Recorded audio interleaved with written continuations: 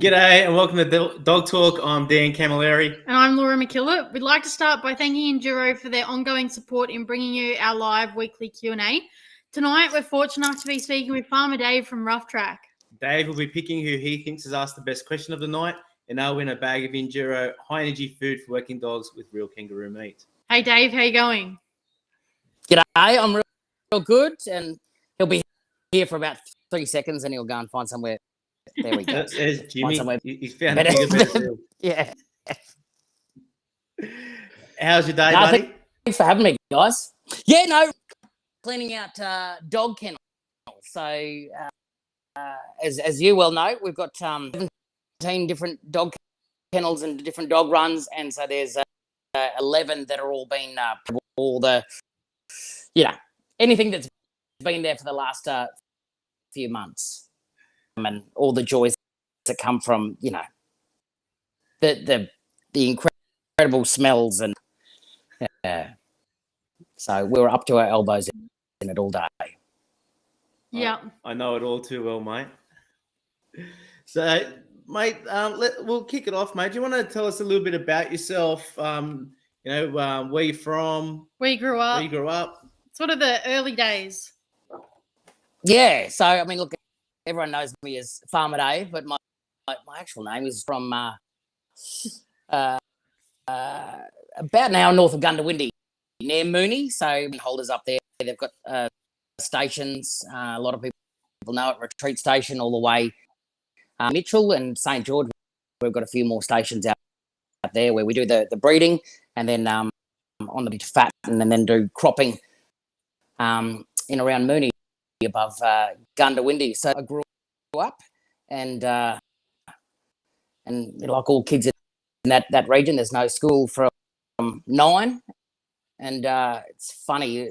My mum gave me a heap of letters, and because we used to have to write letters. Young people probably haven't got a clue about it, but it's like do it with a pen on paper, or in my days, I didn't have a pen license, so it was with pencil. But it was all about the dog. It was like, how's my dog Della? And I can just imagine heartbreaking. Never writing a letter about how are you, Mum, and how's Dad. It's just, how's the dog? It's pretty funny.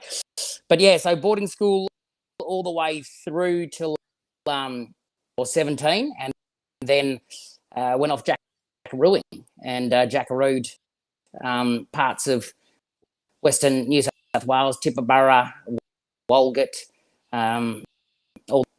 Mallee, and then finally ended up back on and did something a little bit weird for a jackaroo, and that was hooned off to Sydney with my mates, and because when you're the son of the boss, you get treated 10 times, the worst jackaroo that's come from Pommy land, you get treated 10 times worse. And I was working on stations that my parents owned, and so it was a bit tough. And so we and then got to Sydney, and I did one of those weird things that only happens in the movies, where agents kept bugging me, and then my mates were telling me, well, this is your one chance. You've got to take on the farm. You'll be stuck there for the rest of your life. This is your one chance to see the world, because I love travelling, and I'd done a bit of travelling when I was at boarding school with my mates that lived in different countries. And hey, Dave, can we just pull you up for 1 sec? Can we? Yeah, we'll just turn these cameras off, mate, because it's just getting a bit glitchy. But we'll keep going with what you're saying, if that's all right. So we'll just turn your camera off there for us, please, mate. That looks a lot better now. There we go. Doesn't it? That looks a bit better. There you go, mate. So you come to Sydney, doing a bit of travelling. Yeah, so then I went to Europe. So it was a plane ride. I kind of didn't do any modelling in Australia. I just went straight to Europe, and just got the travel bug, and made a pack in all the magazines and the TV ads and all that sort of stuff, and then just went traveling and backpack the world, and it's really cool for an Aussie kid from the bush going to riding Priswalki horses and seeing where dogs originated from and where horses originated from, and seeing, ancient Arak bones of, 26,000 years ago, developed all these things that I take for granted in my life, but seeing the journeys that were created, origins, on the Siberian steppe and right across different parts. Just my whole world was exploded and expanded by shoestring. I was got down to the point where I was probably spending $10 a day to live, and you are at the behest of the kindness of strangers. And so I went from this. That's the life. Very to a guy that was traveling with nothing but a rucksack and whatever planned. But it was 12 months, and I did about 90 countries, and had the most incredible. You wouldn't believe if I even started to tell the stories, but it was really that's unreal. And experiencing it in the way that I think only a young person doing it and having no plan and no map. Yeah. So that's kind of what was that early start in the bush, but then of course that travel and that exposure to all. Well, we've lost you there, mate. Have you changed your internet up at all? No, I'm still relying on Telstra 5G. Yeah, right. Okay. We'll see if we can keep battling through here. We just noticed your service dropped a bit. Do you want me to wind down the window? Do you want me to wind down the window and yell out? Well, sometimes it works. That's all right. We'll keep going. We'll keep tracking along, mate. So obviously you said your parents owned a few properties and you did a bit of work from them. Did you ever, do you think your passion for your dogs and horses and the land come from them and that time spent there? Yeah, absolutely. Yeah, I mean, look, I'm the youngest of 11, so all of my brothers and sisters, they all had jobs on the farm, driving the tractors or we had about 20,000 acres of cultivation, so there's a lot of tractor and dozer work, and it was virgin, and so my job was always to look after the team of dogs, be it our dog, stockman's dogs, because we used a lot of stockmen, a lot of dogs back then, because when you've got 100,000 of timber country and you've got a lot of cattle in amongst all of that, well, then but my job was just the dogs, and from the age of 3, that was everyone's dogs. Didn't matter if it was on the stock camp, on a station way, or if it was on the home station north of Gundawindi. It was fortunate because I looked after all their dogs. All the stockmen really did teach me what I needed to know about dogs at a very, very, very young age, which I think is fortune that few get to have. That connection to guys that are from which is quite a while ago now, but I was working with guys in their 80s and 90s that were still on the back of the horse, but able to impart their knowledge of time and experience from the outback. Yeah, pretty cool, eh? Like something that a lot of us won't get access to in a lifetime. Yeah, it was extraordinary. A culture that I think doesn't exist anymore, where men, sometimes their wives would be on the back of a horse for 6, 8, 9 around on the stock routes, and it was extraordinary. The 1990s droughts. That's how I spent every one of my school holidays, and of course driving cattle to try and keep them alive on stock routes, because the only feed in that millennium drought was routes, and moving them all the way out west of towards Broken Hill, and it was an extraordinary time, and you get to get in bad when you're on the road for 3 months, and there's nothing but you and the stockman and a whole lot of hot shitting tracks. Yeah. A bit different to where you are today, mate, but we'll get onto that a little bit later. Mate, do you remember your first dog? Yes, absolutely. Her name was Elsa, and named after a movie at the time. I was given her by Taggart, who was a great stockman and from a very well renowned Fansland. And Elsa was a smooth border collie, and she taught me so much about this and about how you can move your body to intimidate the other dogs, and looking after sometimes 30 dogs, and you're a 3 or 4 year old kid. The dogs can put it. She taught me a lot. She was the one of only 2 dogs on the property that were never kennels, because all of our kennels had to be off the ground because of snakes and dingoes, snakes and a lot of dingoes around. So she taught me absolutely everything I need. She sadly passed away when I was 7, and that experience, she taught me about loss and about moving forward. And I'd like her and Tubbs, who was my second dog. My dogs, he was also taken by a snake. So yeah, I've had so many dogs. Like I'm not a word of a lie, but it's many hundreds, and I've probably already used it. Yep. And what about these days? What are you up to these days? Yes, so not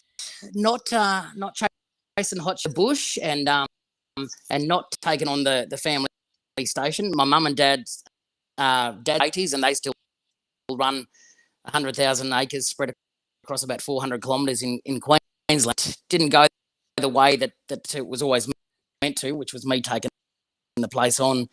Closes, another one opens, and the Hawkesbury Police and a bit of a groundswell in the Hawks of chasing a dog trainer to help out with this youth program based on the back Bernie Shakeshaft started 16, 17 years ago up in New England at Armidale, quite extensively over the years, with his kids and with the dogs. The dog trainers in the area that would be able to help start the program. And I said, well, they're rattling off a heap of names. They said, oh, look, you wouldn't be interested, would you? And I told by my father this morning that I wasn't going to take on the family stations. And so I think with regards to everything at Rough Track, it is serendipity and the universe having a bit of knocking you for a 6 each day. And so I moved back from and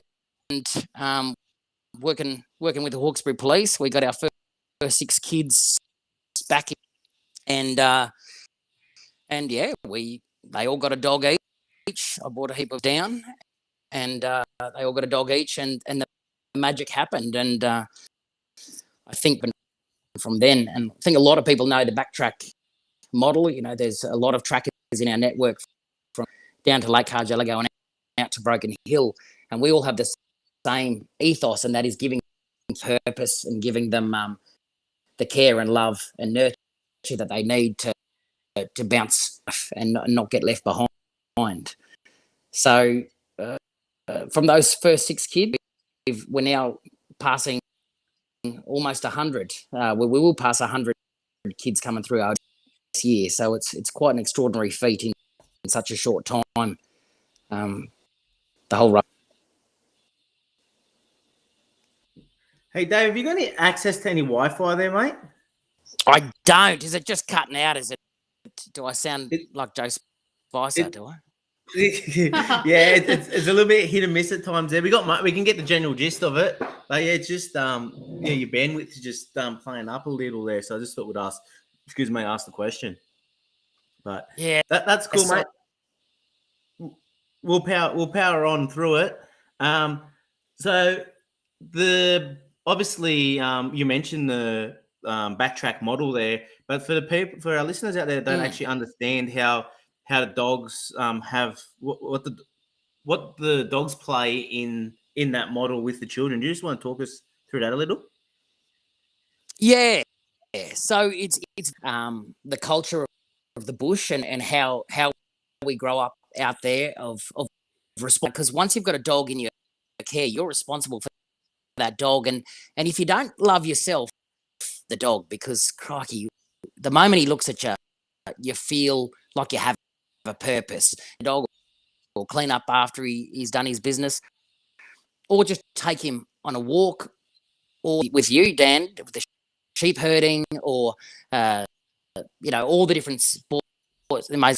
But it's about building a relationship through the dog that we can then their peers, with their family, with their community, but just society in general. Once you start being responsible for someone else, you start to have respect, and emanates out through your different relationships. So it's about having the purpose, it's about having it's about gaining the respect that often these kids haven't been given before, because someone with a dog, and if they're a big black kelpie, then you respect them, especially when the kids at performances with the dog. They gain respect. People give it to them instantly. A wash that these kids have over them that they haven't experienced before, because they've been a problem or whatever. But it changes because society is looking at them differently, treating. But also it builds trust, because you have a relationship with your dog. You are implicitly, your dog trusts you with everything, and to gain is super important. But for a kid to trust others is super important. And so it's building the dog that we can then get our benefits from, by getting the kid then, and being a wonderful cultivated member of society. Yeah. Yeah, And you're right. I was just going to ask, how do you guys how do the kids end up in the program? Yeah.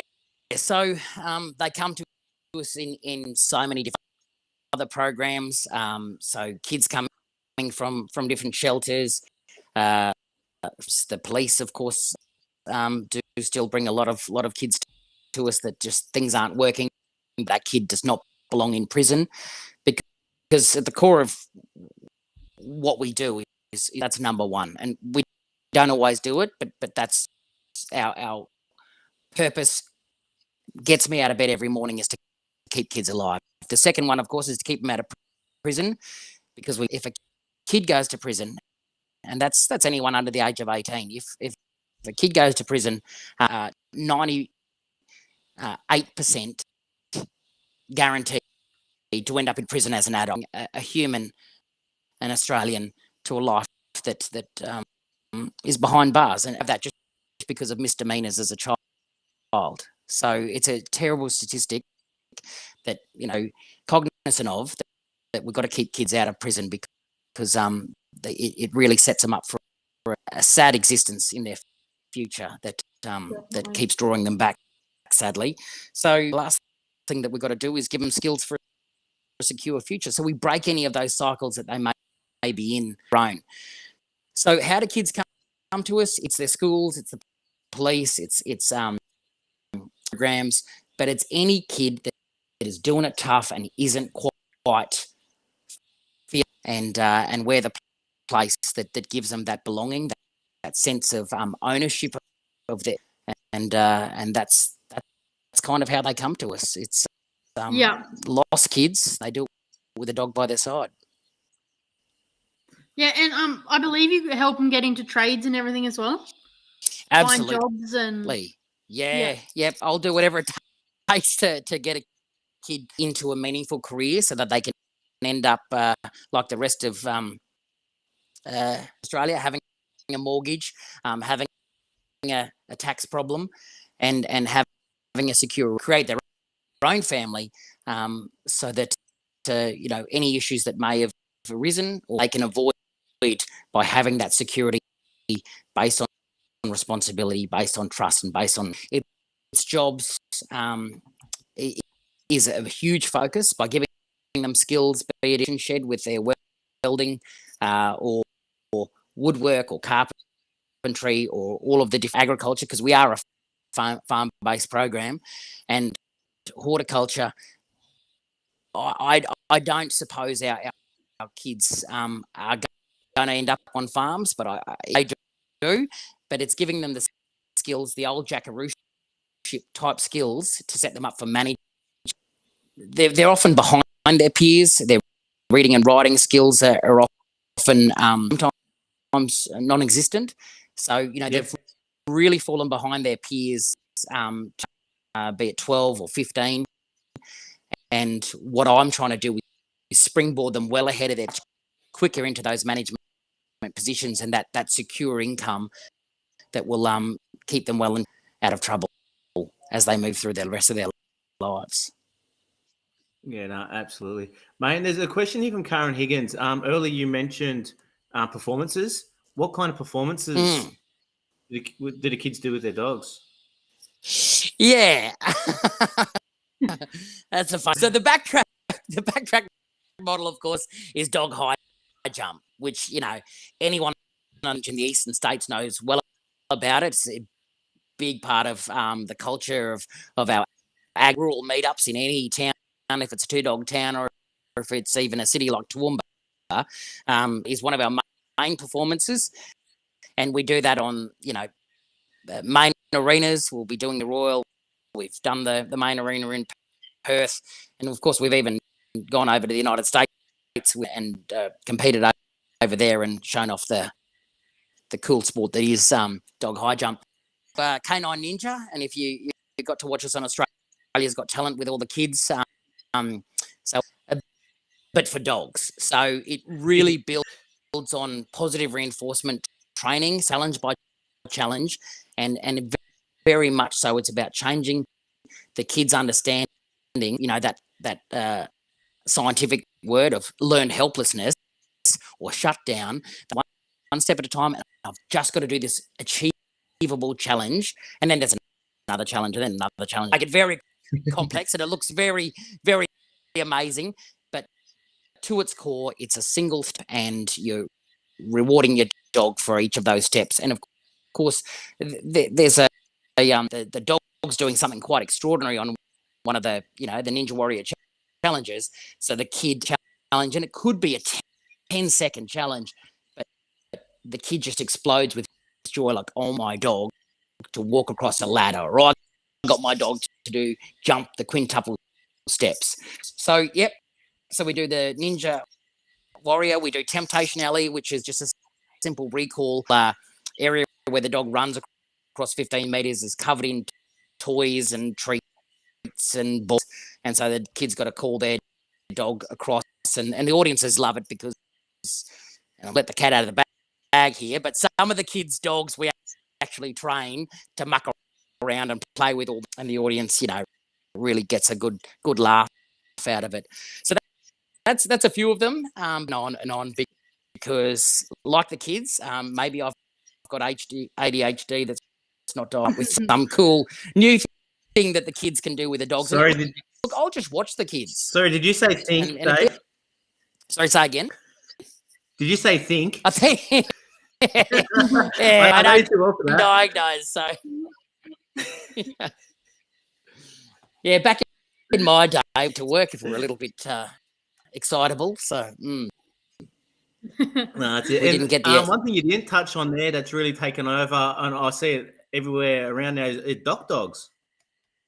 So that's the big water sport where the dogs run along a 40-foot platform or 12 meters. So it's about 1.5 meters or 6 foot off the ground, and 5 foot off the into 100,000 litre pool. And there's all different elements to that as well. There's the long.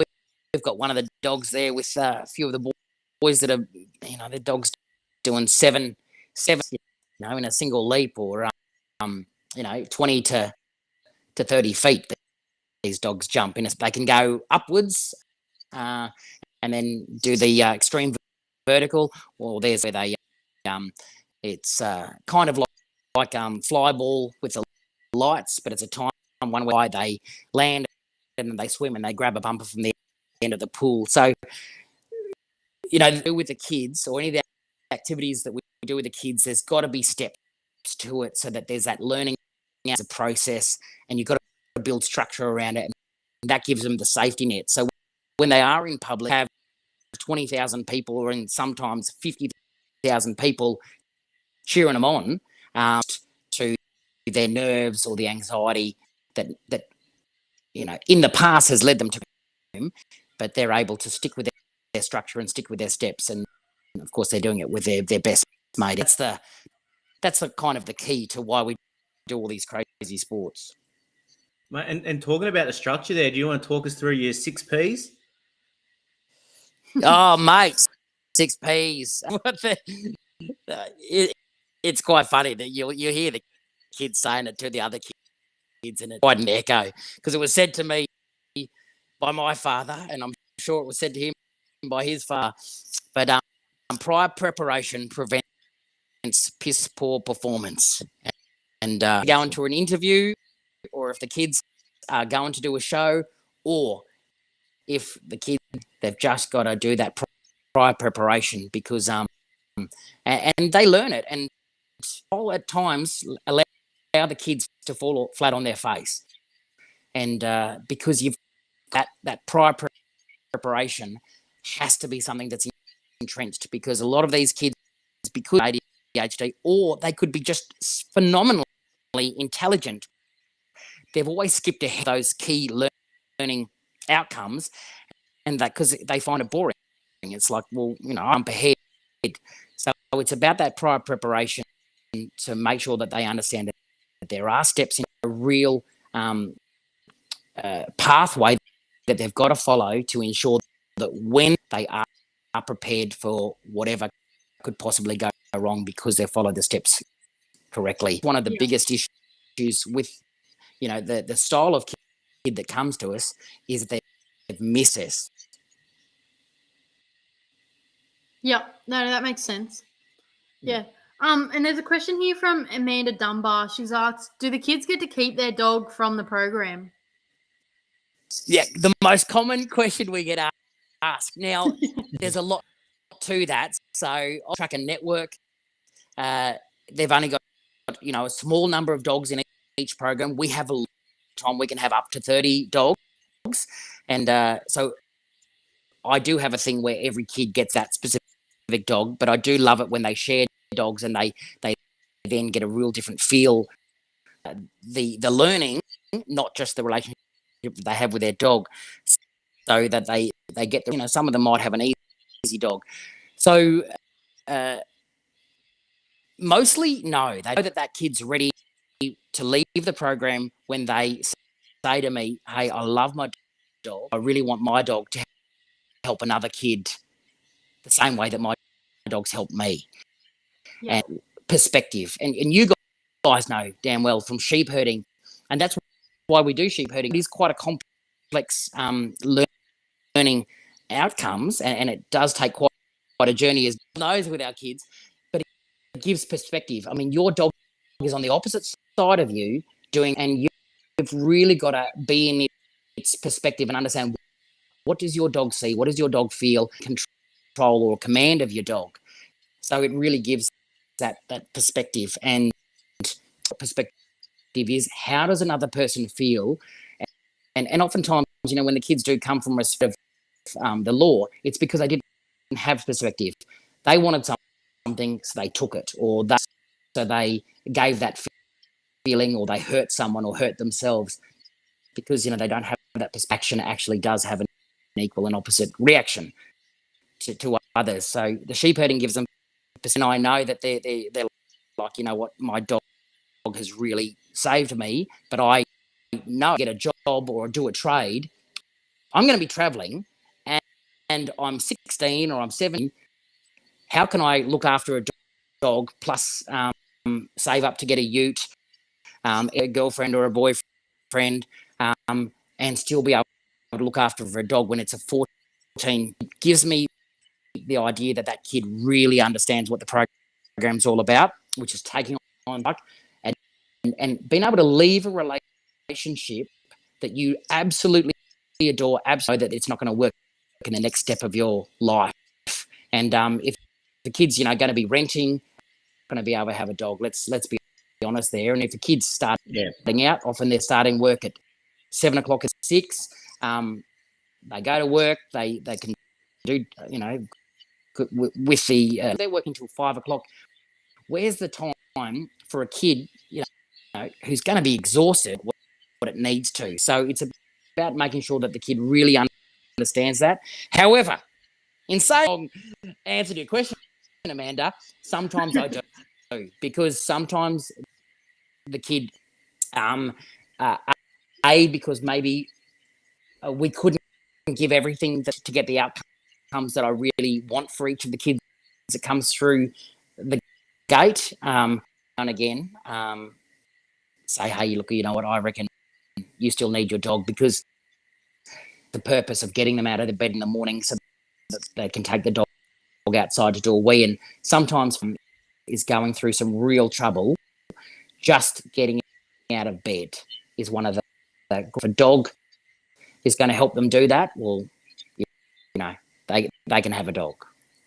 Yep.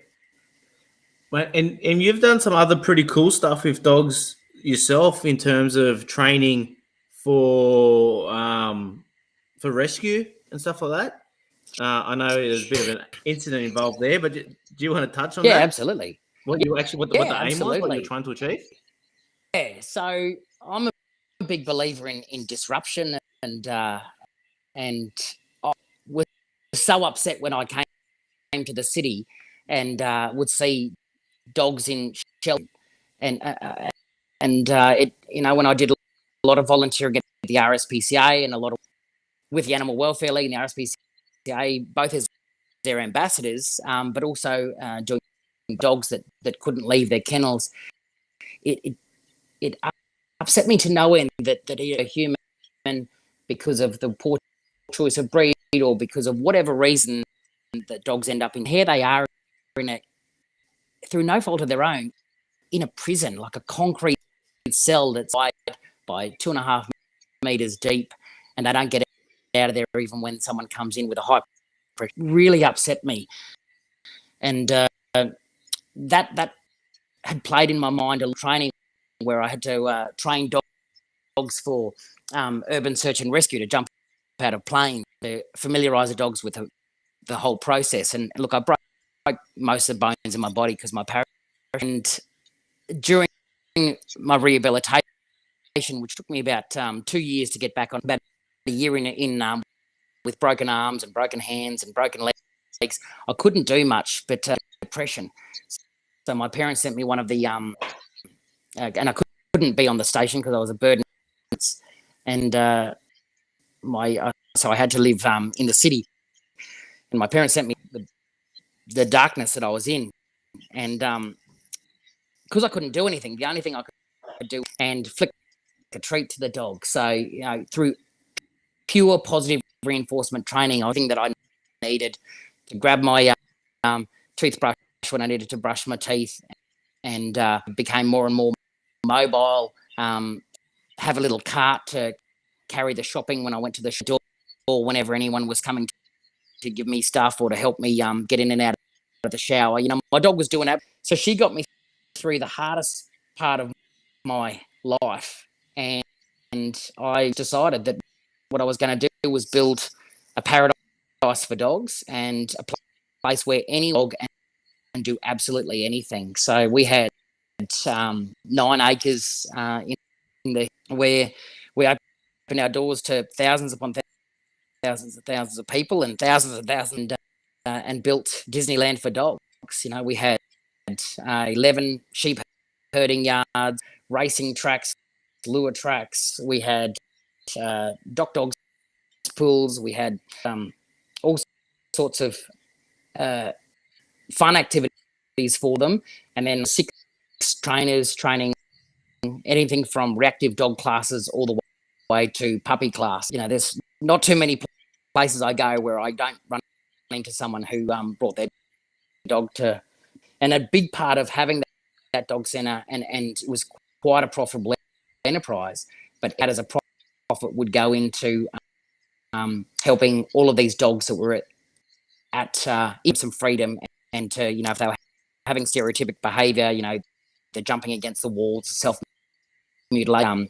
They would send a busload of dogs down to me and just give them, weeks just to be a dog again, to get rid of a lot of that mental health issue. And then they would be rehomed after that because they weren't, screaming or self-mutilating or bashing their head against the age that they were in.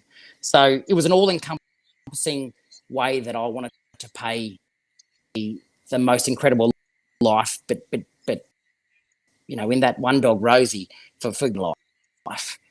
And so that's why I built it. And it was an absolute passion project.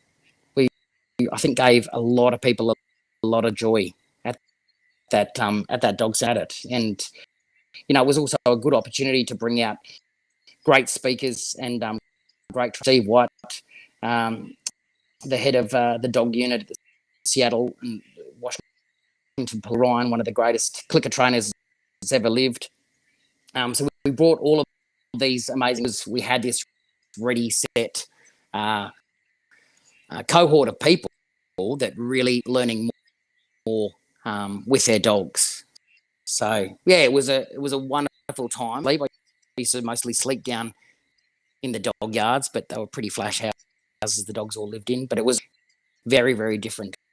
We didn't have any concrete or cages on the place. So disruptive. Yeah, right. Disruptive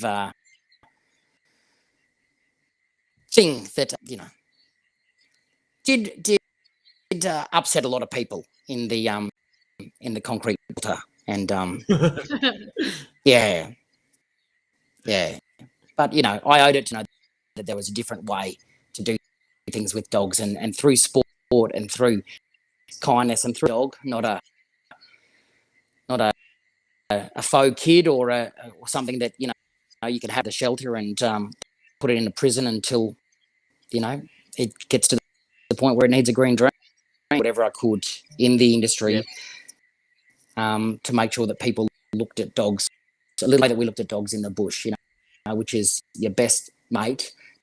But but when it's not appropriate, well, why is he barking? Maybe he's trying to tell you some crazy thing in a concrete cell. Well, maybe he's saying, "I want to get out."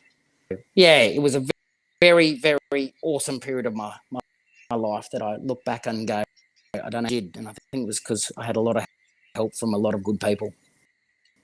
And you've clearly brought that into your Rough Track program as well, mixed the two together by the sounds of it. Free range.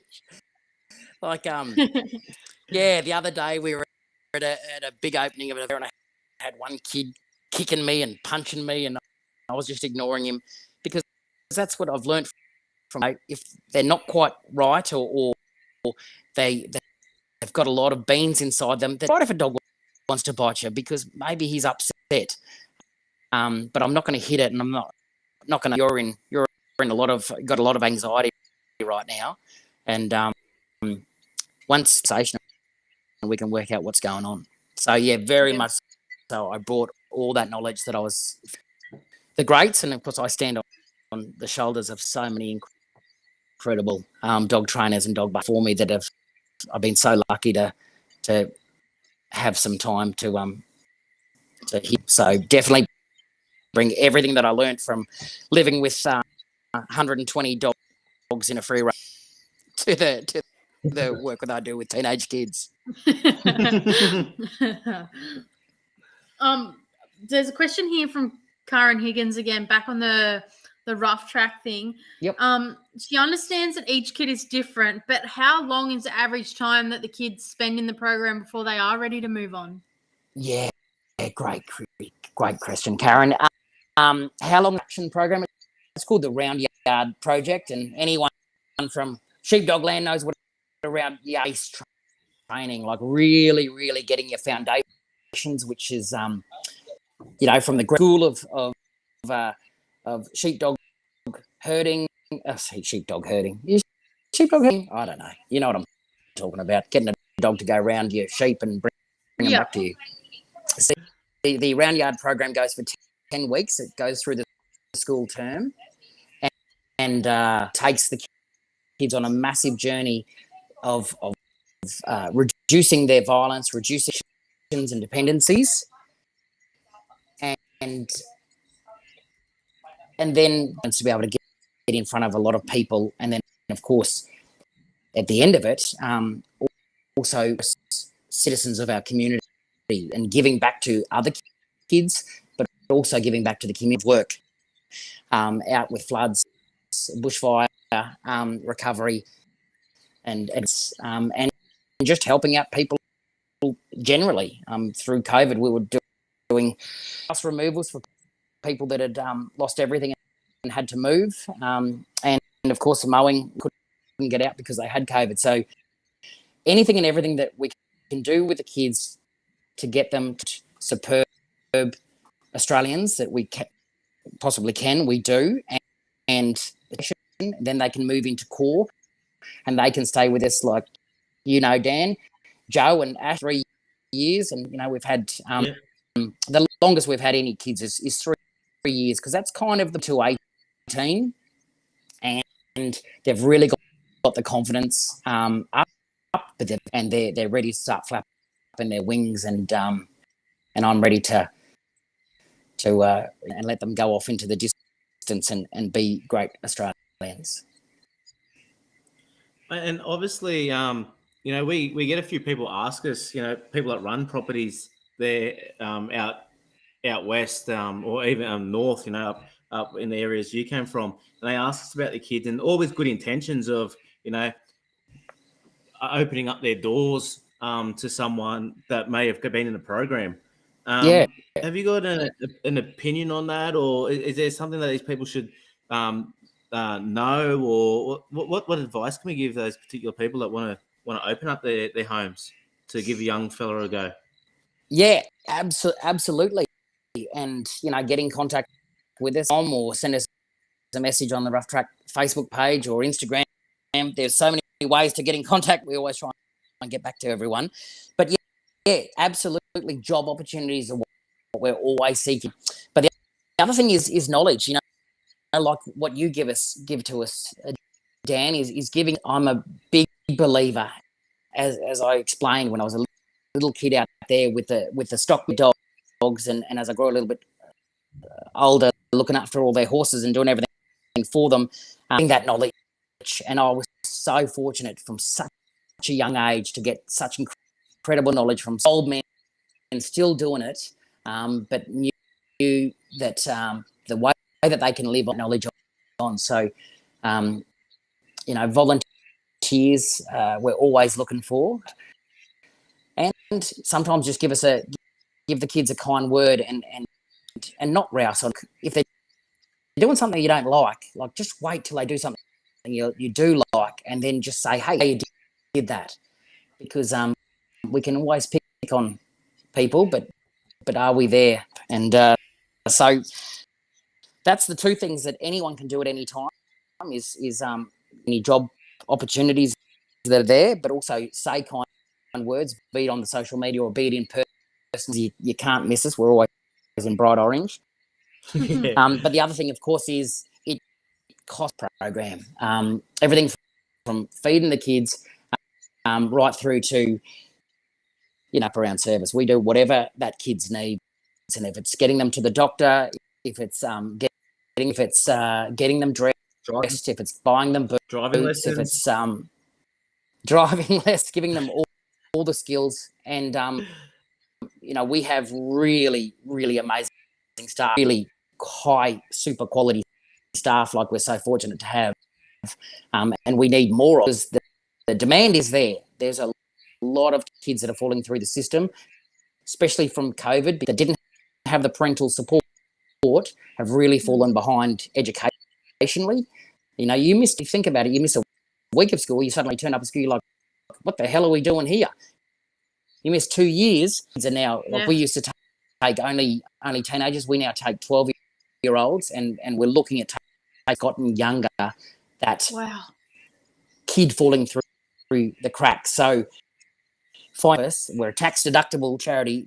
That's where we need the big help, because we've got the quality staff, supports like you, Dan, and Uncle Tony with the metal fabrication.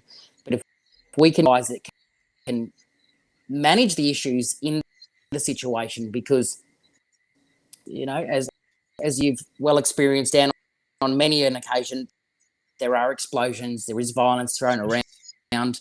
Yeah. But what we do is we make sure that they are loved and they learn the skill of managing their anger, managing their anxiety, and when they're ready for the workforce, and we'll be able to get them out there to any employment option. The biggest thing that we always need is the funds to keep us going, because through the New South Wales Education Department, we're always chasing our tail, and one of my big jobs this year is to make sure that we can have a dedicated support worker that gives the high needs of to really have that secret women's business that's required from a female support worker. And, you know, we're lucky at the moment. We rely on our a lot of that work. But yeah, it's the funding. So if anyone can help at any time now, or Uncle Eddie that's about to fall off the perch, you know, have a conversation with him about, we've got the results, we've got the solution. we just need to be able to get it to more. And if anyone is wanting to donate directly to you, is there a way to do that? Yeah, absolutely. Roughtrack.com. There's a big please help. But yeah, it's tax deduct. Everyone's a winner, and the money goes directly into the programs that direct comes that we want, and that is keep the kids alive, keep them out of prison, and give them skills so they are body. Don't make you feel safe when you're out at night, or come back to your car that's all been smashed up, or they are the guy that you're going to rely on, or to fix your car, or you know, concreting your house. Most of our kids are gone out into trades, so yeah, absolutely. there is a valuable society is what we're creating. That's it. And Dave, just before we start to wrap up for the night there, mate, you mentioned something that actually hit home with me a bit there. Sometimes don't point out what they're not doing or what they're doing wrong, but give them a pat or compliment them when they're doing something right. Do you think that's something just in society that we just don't, we're so quick to judge or point out what we're doing wrong these days rather than just highlight the good things? I think our convict past, to put ourselves down and to put others down, it is Australian. You don't tend to see it, you know, in some parts of Great Britain, Germany. It's not in the United States of America. It's certainly not in Argentina and other great agriculture. Quintessentially Australian, where we do put ourselves down, we do put others down, and it's the larrikinism that is very much so a part of our culture. But these kids don't need it. They're a piece of shit every day. What we need to tell these kids, and we need to look, if I've got a kid that's kicking the shit out of me or just exploding, I'll say, hey, good punch just then. And it takes a big person to be able to say that when it really punch you or they kick you. But you've got to be able to do it. And then, you know what, they'll start to, they're not going to be angry anymore, and whatever frustration that they're not able to manage at that point in time, wasn't it? And it's like, well, can you do it again? But do you reckon you could hit over here because you've hit that many times on that? And then they're like, and then they're actually thinking again, and they're in, you know, like any dog that's hot, you know, as many of our dogs just do, and they're not listening. You know, it's about giving that reward, and quickly you'll have the kid you want from the kid you've got. If you just reward them and see, it's we call it looking for the gold. There's a lot of mining that go on, a little glint of gold, and once you spot that, make sure you notice it, and then really. Yeah, absolutely, mate. I think that's some really good advice you got there. Yeah, and look, you know, teenagers, it's hard enough. I mean, we were all hard time, you know. Butterflies have got it easy. They go in a cocoon, they come out all beautiful. They go, but we don't. We do it raw as a species. We do it very raw. The transition adult, and it is a hard slog when you don't have the amazing supports around you, that cocoon around, and friends. The type of relationship that I had with my people and my country, and these kids don't have that, and so we've got to provide that as a society. We've got to provide that as a give them that protection, that safety to learn how to become an adult in a way that is not just acceptable, but is going to get them where they want to get in life. Yeah, absolutely, mate. Supporting them is a big part of that. Absolutely. Mate, really appreciate your time tonight. Was there a question there that stood out for you? And they will win a bag of Enduro high energy food for working dogs with real kangaroo meat? Yeah, absolutely. Karen Higgins. She gave us 2. Yeah, there's a couple left from Karen. Well, congratulations, Karen. There's a bag of Enduro coming your way. And Dave, I'm sure I can get our good friends at Enduro to spot a couple for you guys at Rough Track there as well. Mate, we would absolutely love that, and I'm sure Buzz won't get upset. And I think I know where your address is as well, mate, so I'm sure I could even probably deliver there. Yeah, or give me the opportunity to talk about the kids and what they do, but you'll see them either jumping dogs or with you, Dan, hopefully doing some sheep herding demonstrations, sports we do, or helping out building fences, building cattle yards. The kids, they say a kind thing to them and really pump their tyres whenever you see them out and about. Yeah.